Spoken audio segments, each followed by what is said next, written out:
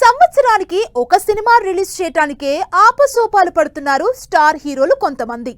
గతంలో అలా 2-3 ఏళ్లు టైం తీసుకున్న ప్రభాస్ ఇప్పుడు సంవత్సరానికి 2 సినిమాలు రిలీజ్ చేయటానికి రెడీ అవుతున్నారు.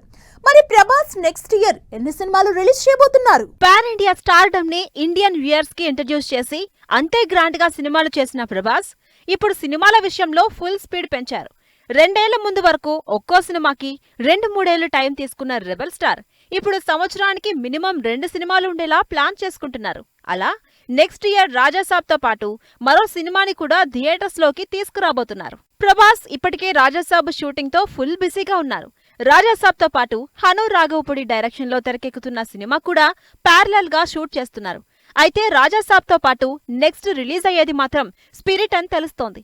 సందీప్ రెడ్డి వంగా డైరెక్షన్ లో ప్రభాస్ పోలీస్ రోల్ చేస్తున్న powerful movie spirit shooting next year start చేసి 6 నెలల్లో షూటింగ్ కంప్లీట్ చేయబోతున్నారని తెలుస్తోంది. ఇక పోస్ట్ ప్రొడక్షన్ కి మరో 4 నెలలు పెట్టుకుని సినిమాని దసరా లేదా ఇయర్ ఎండ్ కి రిలీజ్ చేయడానికి ప్లాన్ చేస్తున్నట్టు టాక్ బాగా వైరల్ అవుతోంది. ప్రభాస్ స్పిరిట్ రాజాసాబ్ ని నెక్స్ట్ ఇయర్ రిలీజ్ చేసినా 2026లో కూడా 2 సినిమాలు రావడం గ్యారంటీగా కనిపిస్తోంది.